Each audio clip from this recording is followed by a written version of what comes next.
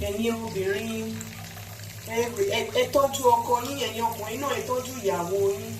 Ẹ wo kíní tó wà lọ́wọ́ mi, wọ́n fi ń massage ni. Tẹ́ bá fẹ́ dóyàwó yín, mo ti show ẹ̀rí lórí kíní mi, but bóyá àwọn èèyàn ò mọ̀, a lot of people ń béèrè, èmi ò ní fún títà, you can go and buy it only.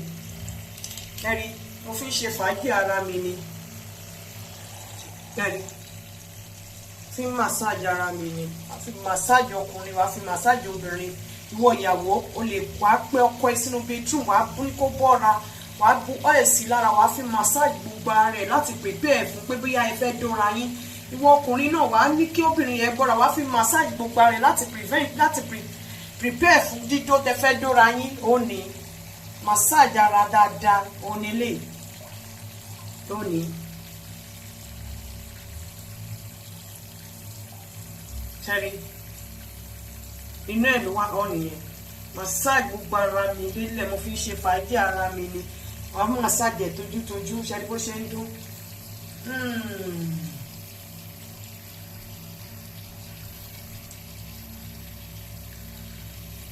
O lè change orí ẹ̀ lóríṣiríṣi ọ̀nà nítorí lè fi massage òbò. Wàá change orí ẹ̀, wàá fi tòbò sí. Wàá change orí ẹ̀, wàá fi tòkó sí.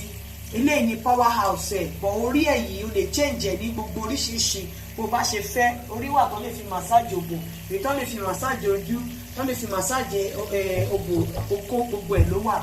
Ó ní olórí ni tí mò ń lò yìí. Ó ní kan tó wà fún nìyẹn. Number 1 nìyẹn fún gbogbo àwa ọkùnrin àbí gbogbo àwa obìnrin tá máa ń wá lubricant. Mo sọ fún yín wípé and medically wọ́n ní káyé máa lo oil, ẹyé máa lo oil, ẹyé lo petroleum jelly láti fi lubricate ara yín tẹ́ bá fẹ́ dóko. Ó dangerous. Petroleum Vaseline wọ́n ṣe fún external ni, kò ṣe fún internal. Kò ṣe nǹkan tó yẹ kẹ́ kì bọ́nú òbò yín, because number 1 ó lè fa infection. Number 2 ó lè ẹni tó bá lo condom tó wá lo petroleum jelly tó fi pòun ti protect ara òun. Petroleum jelly lè fi òsára condom, á já condom tó bá dẹ̀ ti lọ dó ẹni tó ní infection. Tí condom bá ti já, kó mọ̀ pé ó ti kó infection yẹn automatically ni.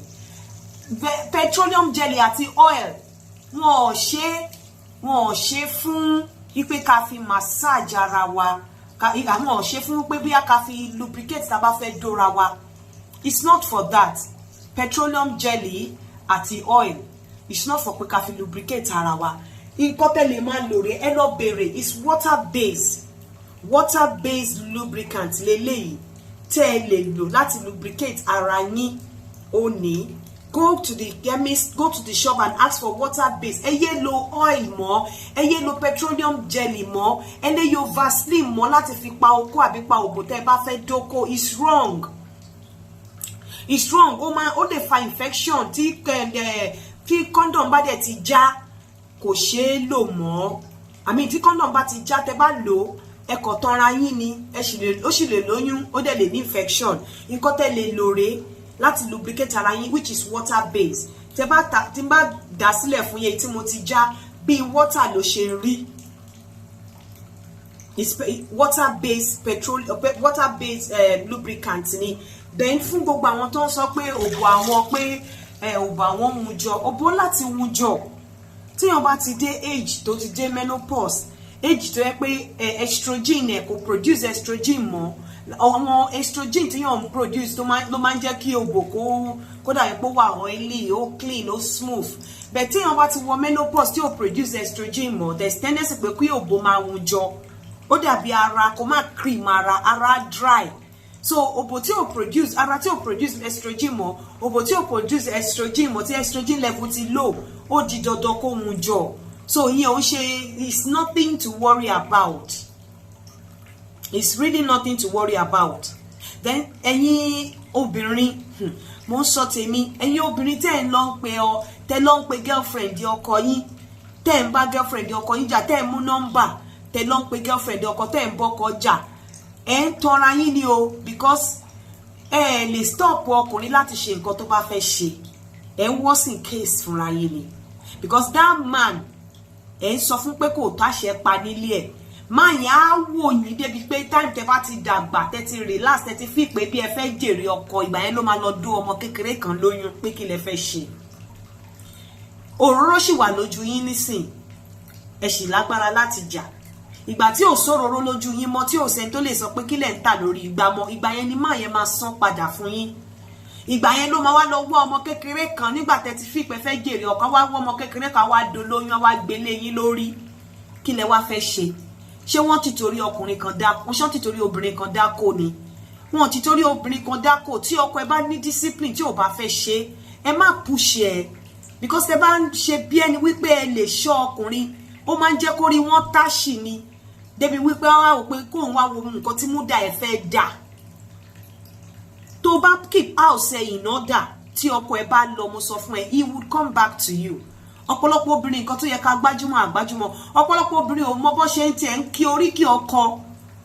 Kọ́kọ́ jí láàárọ̀ kùtùkùtù kó kí, kó fún ẹ ní nǹkan kó sọ pé o ṣí àná kó kí oríkì àmọ́ bó ṣe ń ṣèyàn á máa bá pé ó ń dóyàn káàkiri, á máa bá ká. Ẹni tó dẹ̀ ń dó ń ta ìyẹn á móríkì á kí, ìyẹn á pọ́nlé. Ìwọ tó jẹ́ ìyàwó ẹ̀ wá fi wọ́lẹ̀. Ọ̀nà dàtọ́kùnrin ò ní sá nílé fún ẹ. Ìwọ tó jẹ́ ìyàwó ilé ẹ ò bá kó nǹkan kan jọ, ò ń bá túká ni. Àlédè ń bá kó nǹkan jọ, ó bá ń kó ẹrù jọ.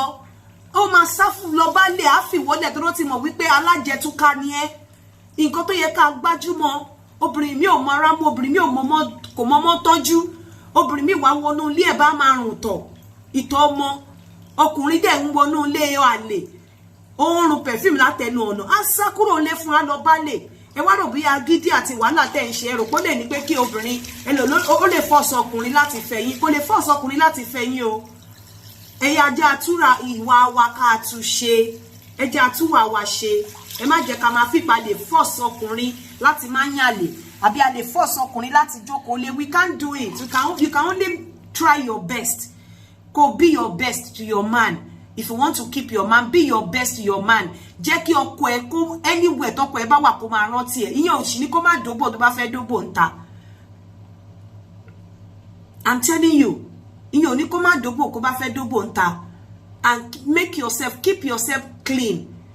You know, try láti ṣe new things. Mo ti sọ ẹnu tí ń dùn mí. And lastly, again, ẹ má lo Vaseline láti lubricate ara yín mọ́. Then àwọn obìnrin tó yẹ pé tí wọ́n bá ti tí ọkùnrin bá da àtọ̀ sí nínú òbò, ó máa ń ta wọ́n. Ẹ try láti lubricate ara yín dáadáa kan tó dó yín. Torí mo ti ṣe research, mo ti bèèrè lọ doctors, mo jẹ́ kò sí nǹkan kan tó ń ṣe yín. Lubricate ara yín dáadáa. Tí òbò yín bá dry, tọkùnrin bá dó yín, bó kó ṣe ń wọlé tó ń jáde, a máa fi mark, a máa strengthen àwọn linings tó wà nínú òbò yín. Àwọn muscle a máa strain àwọn muscles yẹn. So ṣe rí spam tí ọkùnrin dà sí ara obìnrin, gbogbo content tó wà nínú blood ló wà nínú spam. Potassium, chloride, sodium, everything. Think of any mineral tó wà nínú blood ló wà nínú kíní. Salt, everything ló wà nínú spam. So tí ọkùnrin bá ti strain muscle, obìnrin tí ò lubricate ara ẹ̀ dáadáa, tó bá da àtọ̀ sí lára, ṣe ló máa dàbẹ́ ni pé wọ́n da omi iyọ̀ sórí egbò. So ó máa ta obìnrin lábẹ́, a máa ta obìnrin nínú òbò, lójú òbò tó bá da spam sí. Obìnrin tí ò bá lubricate ara ẹ̀ dáadáa, tí ọkùnrin ń dó tó wá da spam sí, ó máa ta lójú òbò ni. So ẹ má jẹ́ ká lo Vaseline ká fìpá ti lubricate ara wa, ẹ jẹ́ ká lo water based oil. Èyí tí mo mú dání mi ò ní fún títà, ẹ lọ rà water based. Ẹ má lo oil, ẹ má lo Vaseline. It's not good fún inú vagina obìnrin, because petroleum ni kò dá. It's not for internal, it's for external use. Ìyẹn Vaseline. Ẹ̀yin obìnrin náà ẹ jẹ́ àtúwò ara wa ṣe o. Ẹ̀yin ọkùnrin náà ẹ jẹ́ ká wà discreet pẹ̀lú àìlèwà yíyàn o. Ire o. Èmi ṣe fàájì mi ni o. Màá tún máa bá yín sọ̀rọ̀ later. Kíní massage yẹn ẹ lè rà, ó dá bàjẹ́. Tẹ́ bá ti massage massage ọkùnrin obìnrin tòbòtòbò, kẹ́ wá gbé lọ sórí bẹ́ẹ̀ kẹ́ lọ do, a máa ké yà láò yá àyà sẹ́yìn.